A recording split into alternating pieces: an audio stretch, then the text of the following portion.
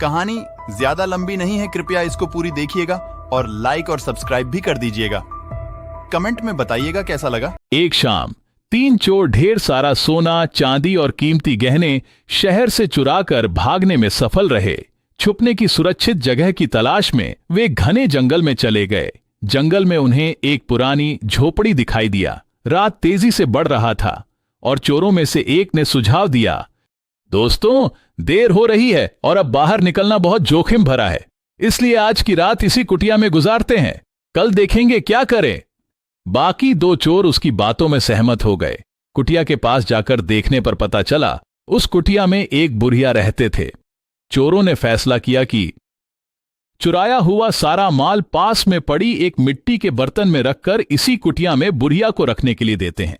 उन्हें उम्मीद थी कि इस तरह वे किसी भी संदेह या खतरे से मुक्त होगा। जब वे बूढ़ी महिला के पास पहुंचे तो उन्होंने बूढ़ी औरत को समझाया कि वो लोग व्यापारी हैं जो गांव शहर जाकर व्यापार करते हैं। आज वो लोग रास्ता भटक गया है, कृपया आज हमें यहीं रुकने दीजिए। व्यापार से हमने यह कुछ पैसा इकट्ठा किया है जो कि हमने इस मिट्टी की बर्तन में रखा है। आप कृपया इससे सुरक्षित अपने पास रखिएगा और हम जब तीनों इकट्ठा इससे मांगने आए तो वापस देना। बुढ़िया ने उन्हें निर्दोष यात्री समझकर और रात के मेहमान को भगवान मानकर राजी हो गया। रात में बुढ़िया ने तीनों चोर के लिए स्वादिष्ट खाना बनाया और सबको प्यार से खिलाया। सुबह जल्दी तीनों चोर गांव में घूमने के लिए निकल गया। काफी देर घूमने के बाद थककर तीनों एक बड़ी पेड़ की छांव में बैठ गया। तभी एक आदमी मटके में लस्सी बेचते हुए वहां आया। तीनों ने गर्मी में ठंडी ठंडी लस्सी का आनंद लेने का सोचा। लस्सी काफी मीठी और स्वादिष्ट थे, तो वो लोग कुछ लस्सी खाने के साथ पीने के लिए खरीदना चाहता था, लेकिन लस्सी वाले के पास कोई बर्तन नहीं थे लस्सी देने के लिए। चोरों में से एक ने प्रस्ताव रखा, तुम दोनों यहीं रहो, मैं झोपड़ी में वापस जाकर बूढ़ी औरत से एक बर्तन ले आता हूं ताकि हम लस्सी ले जा सके। बाकी 2 चोर काफी थक गया था तो उसकी बातों में सहमत हो गया। वो चोर काफी चालक था। कुटिया में आकर उसने बुढ़िया से कहा, मां जी, हम लोग वापस जा रहे हैं और वो मटका वापस मांगने आए हैं जो कल रात हमने आपको दिया था। बुढ़िया ने हिचकिचाते हुए कहा, मैं इसे तुम्हें तभी दे सकती हूं जब तुम तीनों एक साथ आओ। वादा किया है कि जब आप सब लोग मौजूद होंगे तभी इसे लौटाऊंगा, अकेले को नहीं दे सकता। चालाक चोर ने बुढ़िया को आश्वस्त करते हुए कहा, मां जी, वो दोनों यहीं कुछ दूर पेड़ की छांव में बैठे हैं, आप ही पूछ लीजिए उनसे। बुढ़िया ने बाहर आकर देखा तो कुछ दूर दोनों चोर पेड़ के पास बैठे थे। उसने दूर से ऊंची आवाज में ही पूछा, तुम्हारा साथी मटका मांगने आया है, दे दूं क्या? वहां से आवाज आया, हां हां, उसे दे दो।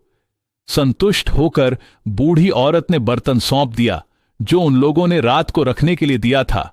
मटका पाते ही चतुर चोर वहां से चंपत हो गया। काफी समय इंतजार करने के बाद भी जब अपने साथी वापस नहीं आया तो दोनों चोर वापस कुटिया में आया और पूछा, उनका साथी कहां है? बुढ़िया ने सारी कहानी बता दिया तो दोनों ने बुढ़िया पे ही इल्जाम लगा दिया, उसी ने उनका सारा माल हड़पने के लिए झूठी कहानी बताया है। बुढ़िया काफी निराश हो गया था। जंगल में पास ही एक विद्वान साधु रहता था। जब काफी शोर मचा तो वो बुढ़िया के कुटिया में आया और पूछा, मांजरा क्या है?